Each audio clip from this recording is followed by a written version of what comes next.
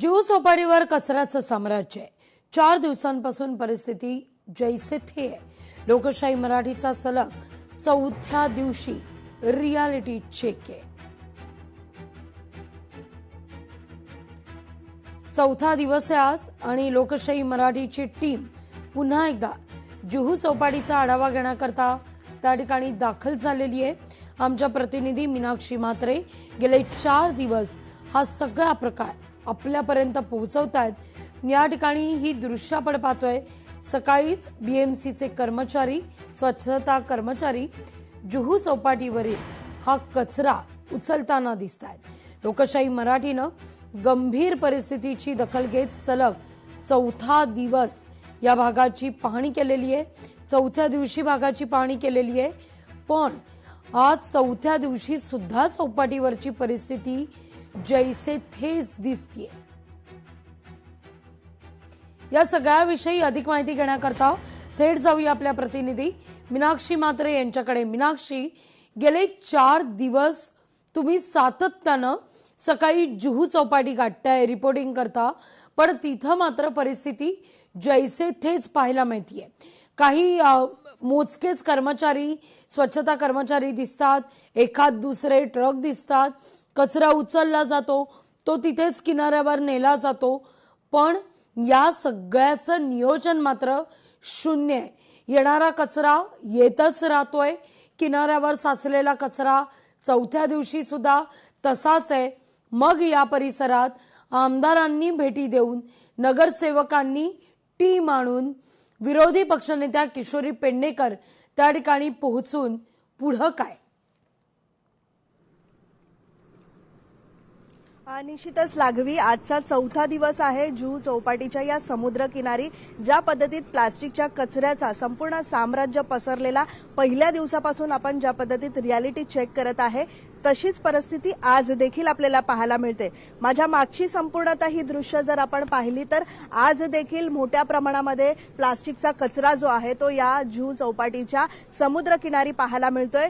ज्या पद्धतीत पालिकेचे अधिकारी हे दुसऱ्या दिवशी मोठ्या संख्येने पोहोचलेले होते, आपण ज्यावेळी चेक केला आणि ह्या संपूर्ण परिस्थितीचा आढावा घेतला, खऱ्या अर्थानं आपण पाहतोय की काही वेळासाठी हे अधिकारी होते, स्थानिक नगरसेविका देखील इथे पोहोचल्या आणि काल सकाळी आपण पाहिलं तर विरोधी पक्ष नेत्या, पालिकेच्या किशोरी पेडणेकर ह्या सकाळी या ठिकाणी पाहणीसाठी पोहोचल्या। त्यानंतर दुपारहून इथले स्थानिक आमदार अमित साटम हे देखील इथे पोहोचले होते, पण आपण आत्ताही पाहू शकतो की पुरेसा मनुष्यबळ अद्यापही पाहायला मिळत नाहीये। दूरवर जर आपण नजर टाकली तर खऱ्या अर्थानं ज्या पद्धतीत हा कचरा उचलण्यासाठी लागणाऱ्या मशीन आहेत, ज्या पद्धतीत ट्रॅश मशीन इथे असायला पाहिजेत किंवा मग मोठमोठे डंपर या ठिकाणी असायला पाहिजे, ते काही दिसत नाहीये। त्यामुळे एकूणच पालिका प्रशासनाच्या वरती अनेक प्रश्न जे आहेत ते अद्यापही उपस्थित होत आहे। खऱ्या अर्थानं पालिका प्रशासनाला कोणाचाही धाक राहिलेला नाहीये, कारण एकीकडे आपण पाहतोय की मनुष्यबळ जे आहे ते वाढवलं गेलेलं आहे। 75 2 शिफ्टमध्ये काम करत असल्याचं म्हटलं जात आहे, पण खरी परिस्थिती पाहिली तर 75 असे कर्मचारी जे आहेत पालिकेचे या ठिकाणी पाहायला मिळत नाहीये। यंदा आपण जर पाहिलं तर स्वतः पालिका प्रशासनाकडनं ही कामं जी आहेत ती केली जात आहे, कॉन्ट्रॅक्टरला ही कामं दिली गेलेली नाहीयेत। मग निश्चितच हा कॉन्ट्रॅक्ट प्रायव्हेट कॉन्ट्रॅक्टरला देण्यात आलेला आहे असं देखील म्हटलं जात आहे। सध्या इथले स्थानिक जे आहेत ते अनेक आरोप करतायत, जी चिंता आहे ती व्यक्त केली जात आहे। दूरवर जर आपण पाहिलं तर 7 ते 8 किलोमीटर हा संपूर्ण समुद्र किनारा आहे आणि अगदी मेन बीच पासून ते वर्सोवा पर्यंत संपूर्णतः आपण जर पाहिलं तर 4 ते 5 नाले जे आहेत ते, या नाल्यातला पाणी जो आहे तो समुद्रामध्ये सोडला जातो। काल अमित साटम ज्या पद्धतीत माहिती देत होते त्यामध्ये त्यांनी सांगितलं की मी पत्रव्यवहार केलेला आहे। या पत्रव्यवहाराच्या माध्यमातून त्यांनी ट्रॅश बूम संदर्भात एक माहिती दिली। ट्रॅश बूम अद्यापही हे आपण पाहतोय की मुंबईमध्ये नाल्यांवरती लागलेले नाहीये। नदी नाल्यातलं जे पाणी गाळ समुद्रकिनारी फेकलं जातं, मात्र तिथे कोणत्याही पद्धतीची आपण ट्रॅश बूमची ही व्यवस्था जी आहे ती पाहिलेली नाहीये आणि त्यामुळेच आपण पाहतोय की 2 1-2 महिने आधीपासूनच हे काम सुरू केलं पाहिजे होतं खऱ्या अर्थानं, पण अद्याप आपण पाहतोय की मागच्या या 4 दिवसापासून समुद्र किनाऱ्यांवरती जैसी ती परिस्थिती जी आहे ती पाहायला मिळते। खरं तर आपण पाहतोय की इथे एका दिवसात हा कचरा उचलणं शक्य नसलं तरी मात्र भरतीच्या वेळी आपण पाहतोय की समुद्राचा पाणी जो आहे तो किनाऱ्यावरती येतो, पण मात्र जो साचवलेला कचरा आहे इथे आपण पाहू शकतो की हा साचलेला कचरा या ठिकाणी गोळा केलेला संपूर्ण प्लास्टिकचा कचरा जो आहे ज्यावेळी भरती येते त्यावेळी पुन्हा एकदा समुद्रामध्ये हा कचरा घेऊन जातो आणि त्यानंतर पुन्हा एकदा समुद्राच्या पोटामध्ये हा संपूर्ण प्लास्टिकचा कचरा जो आहे तो पाहायला मिळतो। मात्र एकूणच आपण पाहतो की ही संपूर्ण मेहनत जी आहे ती पाण्यामध्ये जात असल्याचं स्पष्ट मत जे आहे ते इथे आपण पाहू शकतो। खरं तर आपण पाहिलं तर पालिका प्रशासनाकडनं कोट्यवधी रुपये जे आहेत ते यासाठी खर्च केले जातात, मात्र हे पैसे नेमके जातात कुठे? खऱ्या अर्थानं मोठ्या प्रमाणात भ्रष्टाचार होत असल्याचं काल देखील किशोरी पेडणेकर यांनी या सगळ्या परिस्थितीचा आढावा घेतल्यानंतर त्यांनी ही माहिती दिली होती। इथे आपण पाहिलं तर मॉर्निंग वॉकसाठी अनेक नागरिक जे आहेत ते येतात आणि याच कचऱ्यामधनं जे आहे ते मॉर्निंग वॉक करताना पाहायला मिळतात। दूरवर जर आपण पाहिलं तर अनेक पर्यटक जे आहेत मुंबईच्या या सगळ्यात समुद्र किनारी जे आहेत ते फिरण्यासाठी येत असतात।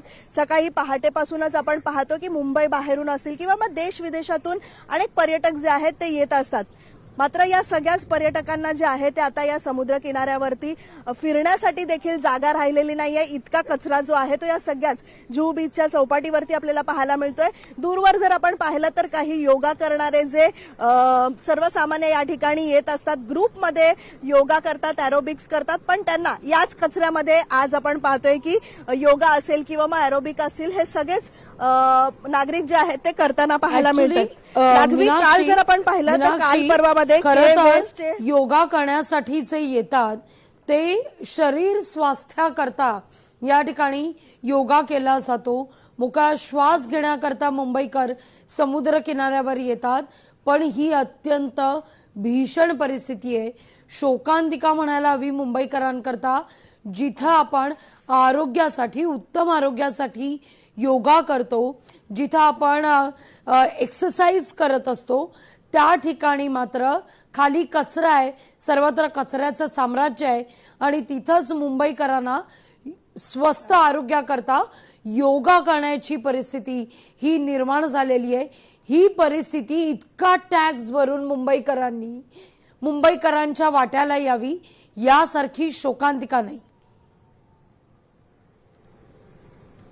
निश्चितच लागवी, कारण इथला सगळाच परिसर पाहिला तर मोठा टॅक्स पेयर इथला संपूर्ण नागरिक आहे आणि इथली परिस्थिती पाहता आपण पाहतोय की हा सगळा पैसा नेमका जातो कुठे, मग कॉन्ट्रॅक्टदाराला नेमके पैसे किती दिले जातात आणि त्यातून जे कर्मचारी आहेत त्यांच्यावरती निश्चितच तर तिथं योगा करणाऱ्या त्या मुंबईकरांशी संवाद साधण्याचा प्रयत्न करा। त्यांच्या नेमक्या काय भावना आहेत, त्यांना काय वाटतं, इतका सगळा कचरा आहे, या कचऱ्यातच ते योगा करतायत, तर संवाद साधता येत असेल तर त्यांच्याशी बोला की काय म्हणणं आहे त्यांचं, काय परिस्थिती, किती महिने ते अशी पाहतायत आणि आता नेमकी इतका टॅक्स भरून काय अपेक्षा आहे मुंबईकरांची। निश्चितच लागवी, दूरवर पसरलेल्या या प्लास्टिकच्या कचऱ्यामुळे आपण पाहतोय की ज्या ठिकाणी कमी कचरा आहे त्या कमी कचऱ्यामध्ये खरं तर आपण पाहतोय की योगा करण्यासाठी हे सगळे जागा शोधत आहेत। कारण पूर्वी जर आपण पाहिलं होतं तर पूर्वी अशा पद्धतीचा कचरा जो आहे तो पाहायला मिळाला नव्हता, पण यंदा निश्चितच आपण पाहतोय की टनभर कचरा जो आहे तो समुद्राच्या किनाऱ्यांवरती आपल्याला पाहायला मिळतोय आणि त्यामुळेच कुठेतरी आपण पाहतोय की ज्या ठिकाणी हा कचरा कमी आहे तिथे जागा शोधायची आणि तिथे योगा करायचा, एरोबिक्स करायचा आणि त्यासाठी आपण पाहतोय की स्वच्छ आपल्याला चांगला श्वास घेता यावा, मोकळा श्वास घेता यावा यासाठी समुद्रकिनारी हे नागरिक येत असतात। योगा, मॉर्निंग वॉकसाठी सिनियर सिटीजन्स देखील बऱ्याचपैकी या ठिकाणी येत असतात, पण मात्र मागच्या काही दिवसांपासून या प्लास्टिकच्या कचऱ्यामुळे त्यांना मोकळा श्वास घेता येत नाहीये। संपूर्णतः समुद्रातलं पाणी देखील खराब झालेलं आहे आणि त्यामुळे आपण पाहतोय की घाण वास देखील या पाण्यामुळे येत आहेत। त्यामुळे एकूणच इथे मोठ्या प्रमाणामध्ये टॅक्स पेयर आहेत आणि यांना अशा पद्धतीचं पालिकेकडनं जे आहे रिटर्न मध्ये काय मिळतंय तर हे समोर आपल्याला पाहायला मिळतंय।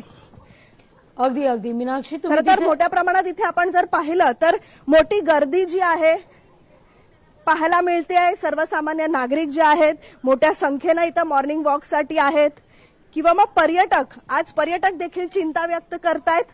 आणि चिंता व्यक्त करत असताना मुंबईमध्ये आम्ही बीचेस फिरण्यासाठी येत असतो, पण आता खरंच अशी परिस्थिती पाहून बीचेसवरती ज्या पद्धतीत प्लास्टिकचा कचरा गोळा झालेला आहे त्यावरनं आपण पाहतोय की इथे येण्याची इच्छा होणार नाही अशी परिस्थिती इथे पाहायला मिळते. त्यामुळे एकूणच आपण पाहतोय की जुहू बीचच्या चौपाटीवरती आजही आपण खालवरती पाहिलं तर आज भरती नाहीये, पण दूरवर जर पाहिलं तर कचऱ्याचं साम्राज्य जे आहे ते पाहायला मिळतंय. अक्षरशः इथे कर्मचारी जे आहेत ते कमी पाहायला मिळतात. आज देखील कचऱ्याचं साम्राज्य या ठिकाणी पाहायला मिळतंय. जुहू चौपाटीवर मोठ्या प्रमाणावर कचरा आणि तिथं योगा करण्याकरता अनेक मुंबईकर आलेले आहेत. इतका टॅक्स भरून त्यांच्या वाट्याला या घाणीतच योगा करण्याची वेळ आलेली आहे. त्यांच्याशी संवाद साधणार आहोत, आपण बोलणार आहोत. आपल्या प्रतिनिधी त्या ठिकाणी पोहोचतायत. अगदी या दृश्यांचं घेते एक छोटासा ब्रेक. पुन्हा एकदा मीनाक्षीकडे परत येतोय.